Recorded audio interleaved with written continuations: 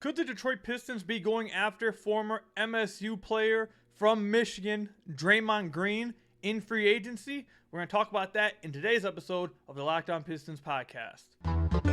You are Locked On Pistons, your daily Detroit Pistons podcast. Part of the Locked On Podcast Network, your team every day. Johnson with 1 second to go. What's the deal? Welcome back to another episode of the Locked On Pistons podcast. Per usual, I'm your host, Kuka Hill. I want to thank you guys for making Locked On Pistons your first listen of every single day. We are free and available on all your podcast platforms. If you haven't already, head to the YouTube channel at Locked On Pistons, hit that subscribe button, or leave us a 5-star review on whatever podcast platform you are listening to this on. That's another great way to support the podcast. In today's episode, a little later on, my goodness, we're going to talk about, did the Pistons potentially miss out on John Collins? And then even later on into the podcast, we'll talk about making sense somewhat of the Pistons roster ahead of free agency and kind of predicting what's going to be happening in free agency, trying to make some sense of what the Pistons roster is right now. We're going to do that a little bit later. But the first thing we got to talk about here is this rumor, this talk. Pistons fans seem to believe that Draymond Green could be a play, and to back up some of their reasons for believing this, there's some rumors coming out now from Brian Windhorst that the Pistons and Sacramento Kings could be contenders to sign Draymond Green if he doesn't re-sign with the Warriors. Again, today I'm recording this on the 27th. Today we got another report. This one I believe, I don't know if Bleacher Report was just echoing the same report from Brian Windhorst, but Bleacher Report then came out saying that the Blazers, Kings, and Pistons are expected to pursue Draymond Green. So that begs the question, are the Pistons actually going to go after Draymond Green? Will Draymond Green consider the Detroit Pistons? Does Draymond Green even make sense on the Pistons? Let's go ahead and answer each one of those questions. The first question is, are the Pistons actually going to go after Draymond Green? Maybe. They might go after him.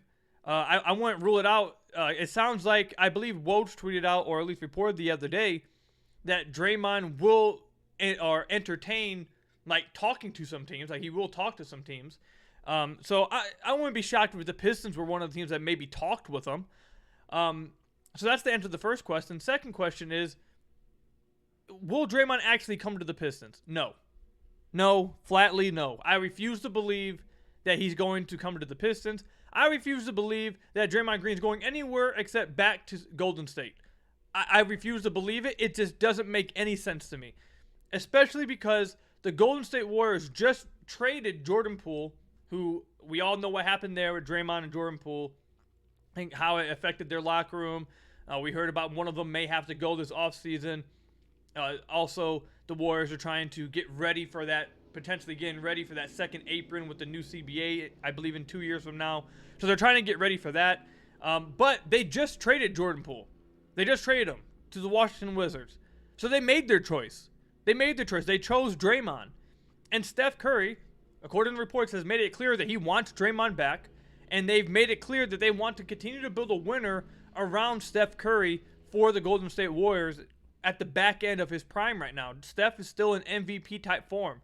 He's been great. He's been fantastic. And they want to continue to build a contender around him. And one of the biggest things, or the biggest parts of their contention, is having Draymond Green on their team.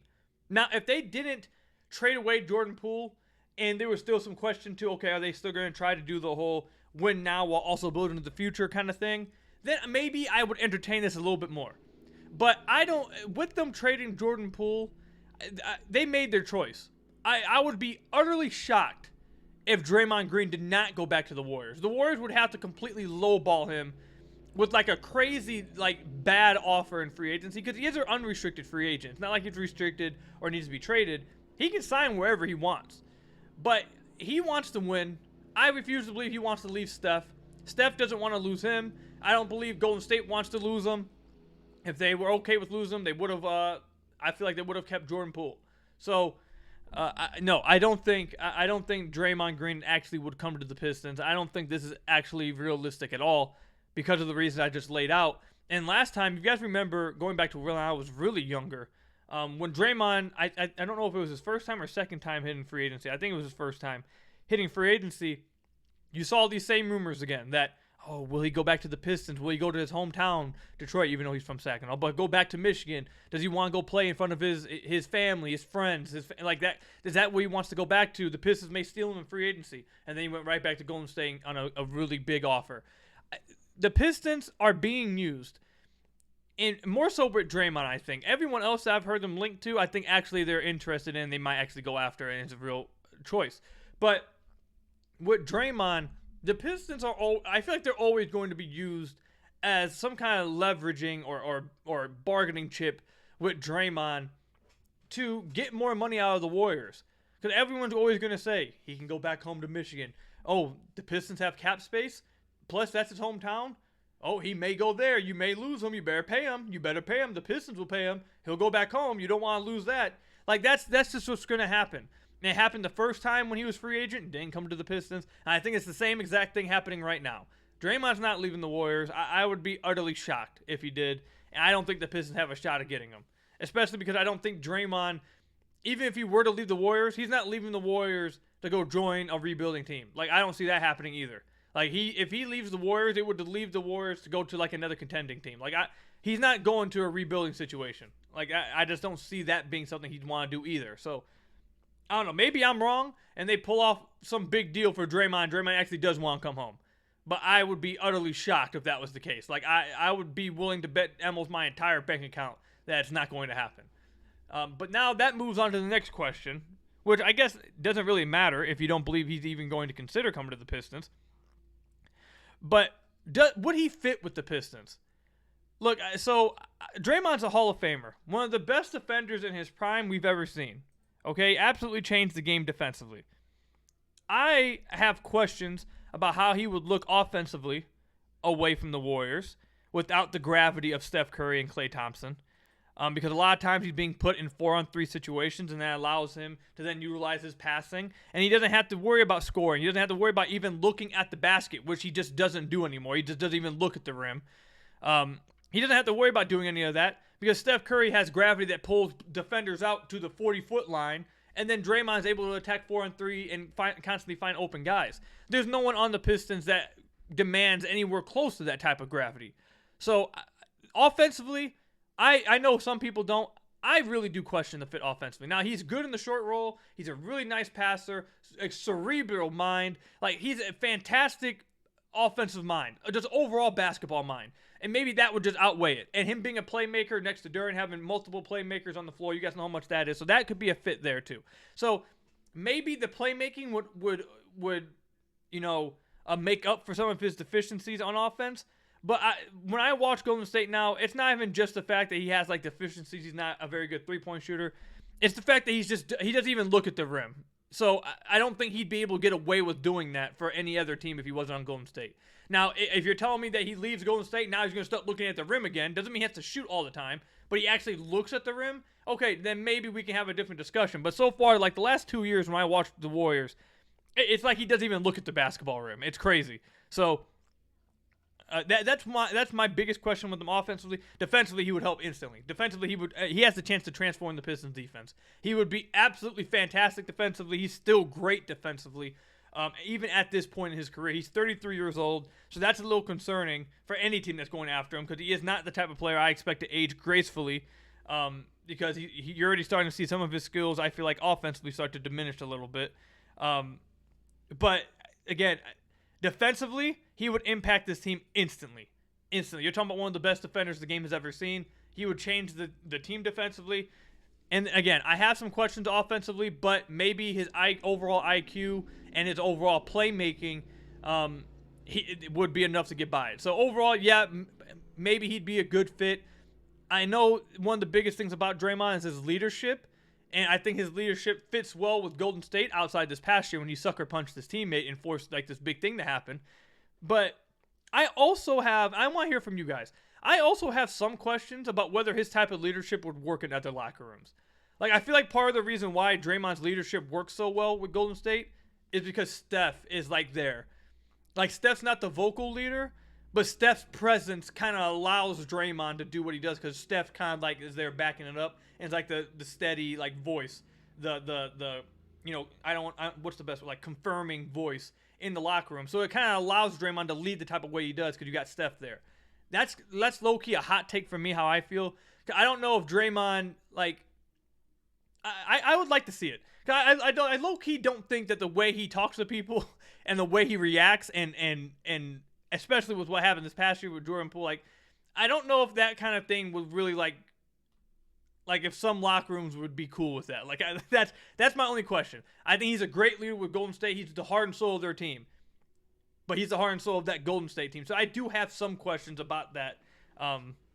But nonetheless, I think he would be overall a good fit. But again, I don't see any world where Draymond's leaving Golden State. I refuse to believe it until I see it happen. So let me know what you guys think in the comment section down below or over on Twitter at KukaHill. Do you guys think Draymond Green will actually leave Golden State? And do you think he actually would consider coming home to Detroit?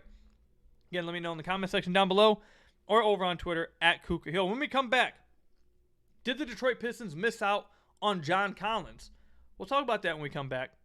But first, I've got to tell you guys about one of our sponsors, eBay Motors. For a championship team, it's all about making sure every player is a perfect fit. It's the same when it comes to your vehicle. Every part needs to fit just right. So the next time you need parts and accessories, head to eBay Motors. With eBay Guaranteed Fit, you can be sure every part you need fits just right the first time around. Just add your ride to My Garage and look for the green check to know the part will fit, or you'll get your money back. Because just like in sports, confidence is the name of the game when you shop on eBay Motors. And with over 122 million parts to choose from, you'll be back in the game in no time. After all, it's easy to bring home a win when the right parts are guaranteed. Get the right parts, the right fit, and the right prices on ebaymotors.com. Let's ride. eBay Guaranteed Fit, only available to U.S. customers. Eligible items only. Exclusions apply at ebaymotors.com. So I want to thank you guys again for making Locked On Pistons your first listen of every single day. We are free and available on all your podcast platforms. If you haven't already, head to the YouTube channel at Locked On Pistons, hit that subscribe button, or leave us a 5-star review on whatever podcast platform you're listening to this on. That's another great way to support the podcast. Before we get into the John Collins discussion here, because I saw some Pistons fans talking about this after the John Collins trade that happened with Atlanta and Utah. Before we get into that, I just have some quality of life stuff with the podcast to let you guys in on real quick. First thing, you guys have probably noticed, obviously, by now, that we're going with more of a midday upload since my wife's surgery. It's just a better timing for my wife. She likes me being around at night. I want to be there with her and make sure she's okay. So the best time I've been doing it has been midday. So I hope that's cool with you guys. The numbers seem to be the same. It doesn't seem to be affecting you guys too much. So just want to let you guys know that's probably going to be how it is for the next few weeks until she gets back, closer to herself and I can get back to recording at night and publishing for the morning.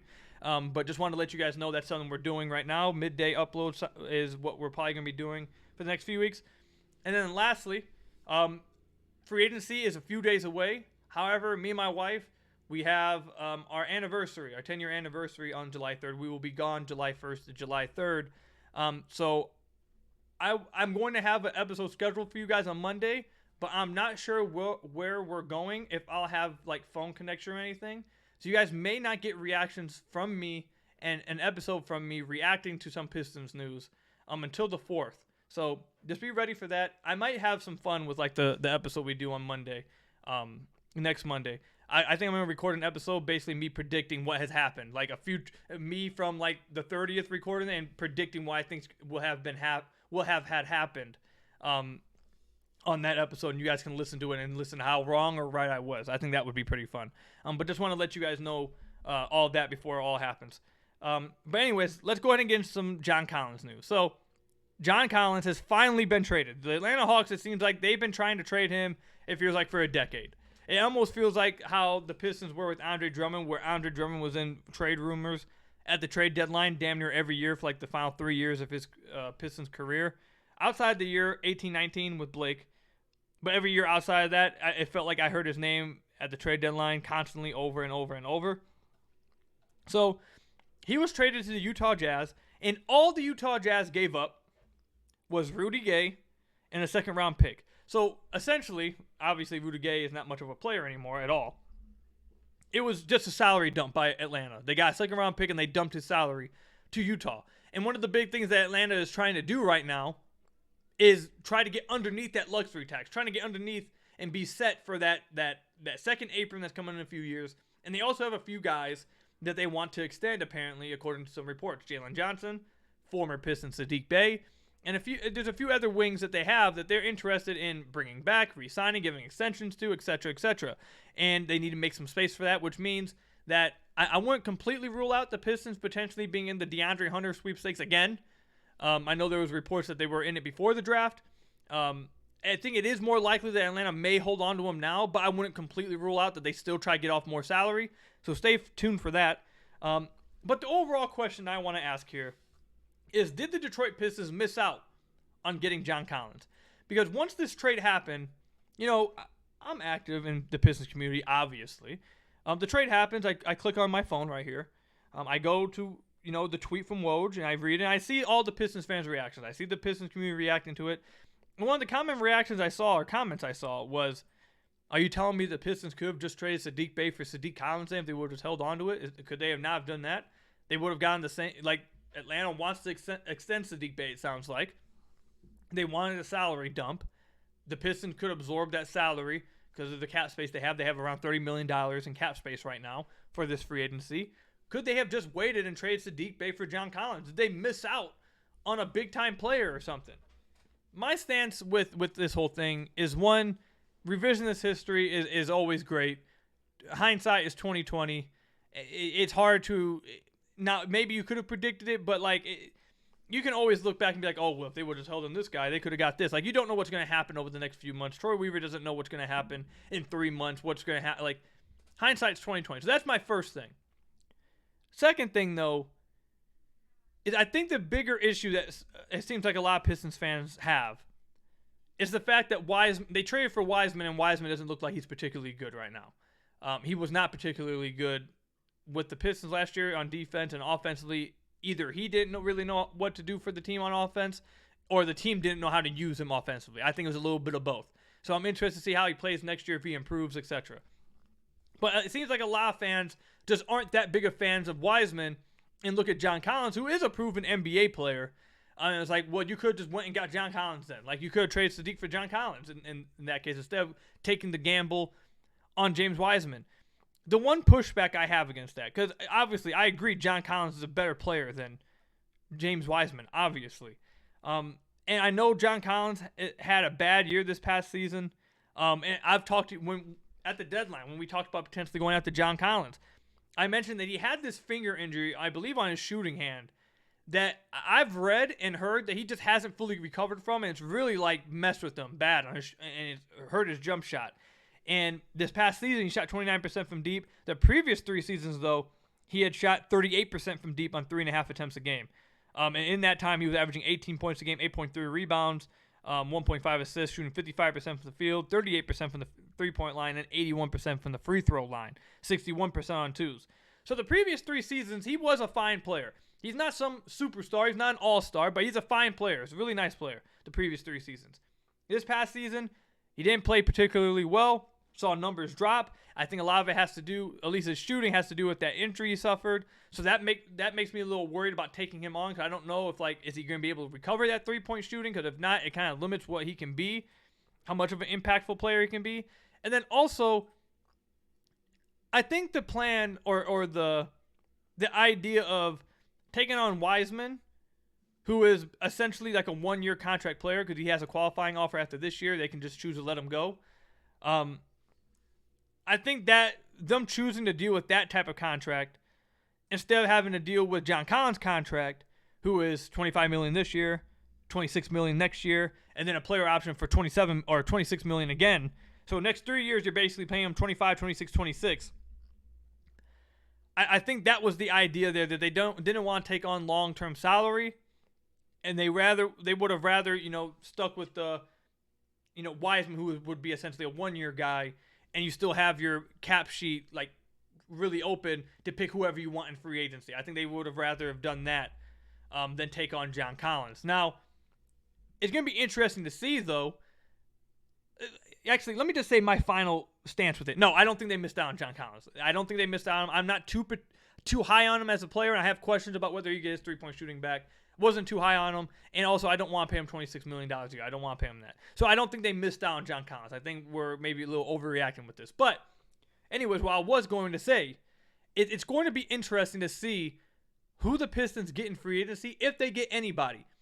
Because one of the things we've talked about on the podcast is if the Pistons strike out in free agency, if they don't get Cam Johnson, they don't get a Harrison Barnes, or whoever it is at the top. Whoever it is at the top of their free agency list, they don't get those guys. They strike out on them.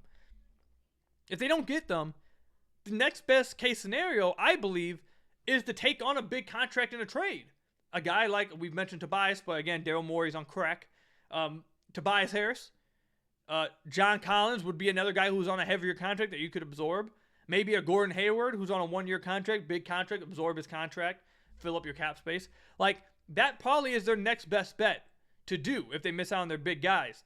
And there's also another name that I'm not, you guys know who I'm talking about. I'm not going to say his name, but if you were to get his contract and get like 2 first-round picks with it, I would do that too if you miss out on your top guys. I'm not going to say his name because his name's like the boogeyman in the Pistons community. You say his name, everyone shows up and starts screaming at you. So I'm not going to say his name, but I think you guys know what I'm talking about. But anyways, the point is, if the Pistons do miss out on their top free agents, do you think they maybe would have regretted not just taking on John Collins' contract? Because Weaver did have interest in John Collins. I get the idea of holding. I agree with it. I agree with the idea of keeping your cap space and just picking whoever you want in free agency. But if you don't get the guys in free agency, do you guys think that Weaver maybe would look back and be like, well, maybe we should have just done the trade then, since we didn't get our free agents again? Maybe we should have just done the trade for John Collins and had him just absorb our cap space this year. Like, should we have done that? I don't know if he will feel that way. I think there's some other options that maybe were better. But even so, I think that then, if the Pistons were to miss on all their guys in free agency, I think then is when you would have the conversation of like, well, would you have rather have had John Collins then? That's when I think you have the discussion, maybe. Not right now. So that's my thoughts on that. Let me know what you guys think in the comment section down below or over on Twitter at Kuka Hill. When we come back, I want to try and make sense of the roster as it stands right now and assuming some pieces get put into play. We'll talk about that when we come back. But first, you guys got to hear from some of our lovely sponsors. So I want to thank you guys again for making Locked On Pistons your first listen of every single day. We're free and available on all your podcast platforms. If you haven't already, head to the YouTube channel at Locked On Pistons, hit that subscribe button, or leave us a 5-star review on whatever podcast platform you're listening to this on. That's another great way to support the podcast. All right, so some people will laugh at this conversation, this whole topic in general. Because the idea that a roster is clunky, there's not enough space on the roster. Some people have to go because you got to play some guys. That whole idea for a team that won 17 games, I'm sure some people would laugh at. Like, there's some people probably outside the Pistons community that's like laughing at that. And it's like, why does it matter? The guys on the team obviously aren't that good. Who cares if they don't play? Like, why does it matter? Making sense of the roster. Just get good players and just kick the other ones out. Like, I'm sure that's what they feel like. Some people outside the Pistons community. Maybe even some people in the Pistons community. Maybe some of you guys feel the same way. But the fact of the matter is, that's not the case. Weaver likes these guys. He's talked about wanting to play these guys. And they're not going to completely reshape the entire roster. They're not going to kick everyone off the roster. So, what's going on? Who is leaving? Who's staying? Who's playing? Who's in the rotation? What on the roster needs to change? Because it is clunky right now. So, I'm going to go through. I'm going to name 2 lineups. It's going to be like basically a starting and bench lineup. Doesn't mean this is actually what I think the starting lineup is. It's just like to make some sense of like positions, etc. To get an idea of what we're looking at here. So this is the lineup I'm going to pick here. Starting lineup, let's just say Cade, Ivy, Asar, Bojan, Duren. Let's say that's the 5 right there. Then backup, let's say Killian, Sasser, Livers, Stu, Wiseman. That's 10. That's a 10-man rotation right there. In that 10-man rotation, the one I just named, you're leaving out Alec Burks, and you're leaving out potentially 1 or 2 free agent signings. Pistons have $30 million. They're going to use it. If it's not a free agent, they're trading for somebody to absorb the contracts or absorb the salary cap space this summer. So they're using the salary cap. Someone's going to join the team, impactful. And Alec Burks wasn't in that 10-man rotation. So you're looking at potentially 12 players as of right now that it seems like the Pistons would like to get minutes to. It's just not possible. And this is assuming they're not bringing back Hamidou Diallo. I think we have to assume that he's not coming back. If he is, now you're looking at 13 players. And it's just like, I don't see how this is even possible. So I don't think he's coming back. I think it's over. So how does this work? What's going to happen here?